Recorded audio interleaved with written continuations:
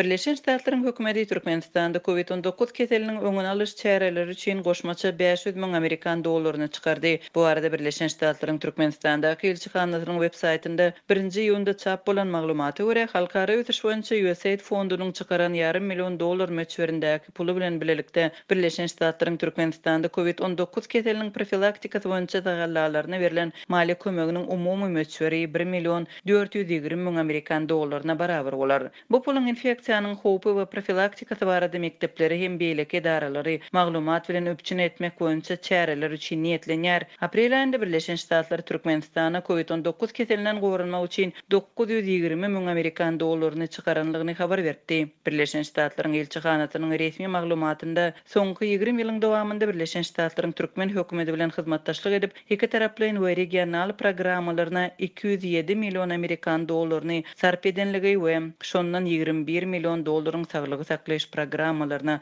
gönükdirilenligi aýdylýar. Türkmenistanyň hökümeti ýurtda COVID-19 keseliniň ýokdugyny aýdyp gelýär. Şol wagtda türkmen häkimetleri bütün dünýä saglyk guramasynyň infeksiýanyň öňüni almak boýunça taty rekomendasiýalaryny şol sanda adamlary keseliniň ýokaşmagyndan halat etmek üçin sosial aralygy saklamak we maska takynmak ýaly rasaçylyk şertleri bilen berja etmän gelýär. Ilatyň arasynda koronavirus barlyklarynyň geçirilmegi we olaryň netijeleri barada resmi maglumatlar köpçüligiň dikkatyne getirilmeýär. Azatlyk radiosynyň ýurt içindäki habarçylarynyň we garaşsyz media serişdeleriniň maglumatlaryna görä, Türkmenistanda koronavirusyň ýaýramazlygy boýunça alınıp barlayan çäreler esasan gadagançylyk häsiýetine eýe bolýar. Soňky aýlarda ilatyň ýurduň içinde hereket etmegi berk çäklendirildi. Saglygy saklaýyş edaralaryna hastalaryň bejeri almak mümkinçiligi kemeldi. Häzir Tomus mövsüminde diňe almak üçin mümkinçilikleri adalýar. Bu aralykda Azatlyň Aşgabatdaky habarçylary paýtagtyň käbir keselhanalarynda vilayet ýaşaýjylarynyň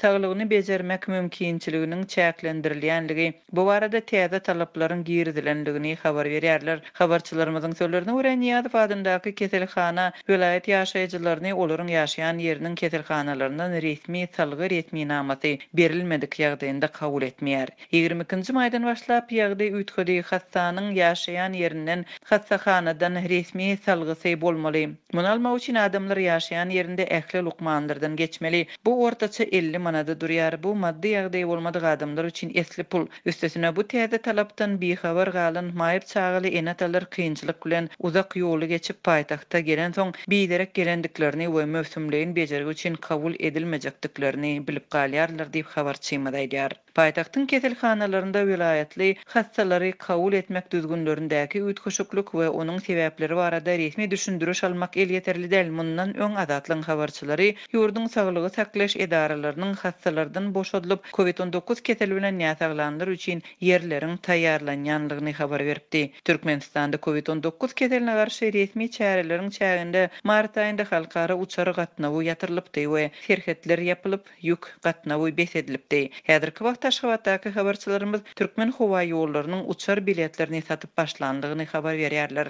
Türkmen howa ýollary ýaşar ýurtlara uçar biletlerini satmagyny dowam etdirýärler. Üstümizdäki tomsa biletler birýam satylyp guturdy. Indi ýylyň aýagyna çenli we indiki ýyla satýarlar. Emma onuň işärleri öz tanışlaryna bilet satyn almazlygy gizlin maslahat berýärler we uçar gatnawynyň 24-nji dekabr çenli bolmajagyny duýdurýarlar. Biletleriň girdeje almak üçin satylýanlygyny düşündirýärler diýip Azatlyň Aşgabatdaky habarçy aýdýar. Türkmen howa ýollary bilet satywyna başlandygy barada resmi taýdan eglan etmändi. Kompaniýanyň web saytynda onlaýn bilet satyn almak üçin göz öňünde tutulan ýörite salgy häzir ýeterli däl. Kompaniýanyň COVID-19 bilen bagly çap eden soňky maglumatynda halkara uçurlaryň 2020-nji ýylyň 20-nji iýulyna çenli ýatyrylanlygy habar berilýär. Mundan öň Türkmen News neşri Türk howa ýollarynın Türkmenistana uçar biletlerini satyp başlandygyny 13-nji maýda habar berdi. 31-nji maýda Türkmenistanyň Eýran bilen serhedini açmak planlarynyň hem ýa-da testirilenligi ma'lum boldy. Eýranyň Türkmenistandaky elçisi Gulam Abbas Arbab Haliýasyň Irna agentligine aýtmagyna görä ýurtlaryň arasyndaky demir ýol we awtomobil serhetleri 10-njy ýylda açylar. Açylyş möhletiniň ýa-da süýşmegine awtomobil we demir ýol transportynyň dezinfeksiýa etmegi işleri sebäp bolupdyr. Bu arada Türkmenistanyň Kronikasy neşri habar berýär. 27-nji maýda Eýran resmileri Eýran Türkmen serhedini 1-nji ýylda açmak planlaryny eglan edipdi. Türkmenistanyň resmileri bu mesele barada habar bermändi.